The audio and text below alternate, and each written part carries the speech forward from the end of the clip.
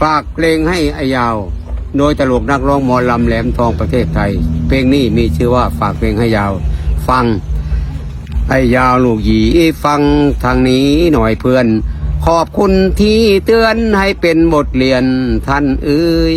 ดีมากๆเราขอฝากเพลงนี้ให้เลยเพื่อนอยู่เฉยๆจะทำอะไรก็ช่างกูถึงจะแก่แต่สมองยังมีประโยชน์ไม่เคยยำโหดสร้างโทษให้อดสู้เล่นไม่เล่นมันเป็นเรื่องส่วนตัวกู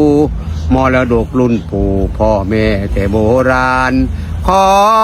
ฝากเพลงให้ยีอย่ามาทำเป็นอวดดีแบบนี้มันไม่ผ่านประเพณีพ่อแม่แต่โบราณรักษาไว้ให้ลูกหลานชาวอีสานตลอดมา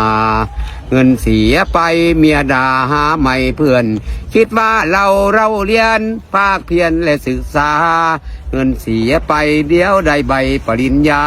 ซองดวงฮีที่โดนด่ากำลังศึกษาเหมือนกันขอฝากเพลงให้ไอ้ลูกยีอย่ามาทำเป็นอวดดีแบบนี้มันไม่ผ่านประเพณีพ่อแม่แต่โบราณรักษาไว้ให้ลูกหลานชาวอีสานตลอดมาเงินเสียไปเงินเสียเมียด่าหาไม่เพื่อนคิดว่าเราเรียนภาคเพียรและศึกษาเงินเสียไปเดี๋ยวได้ใบปริญญา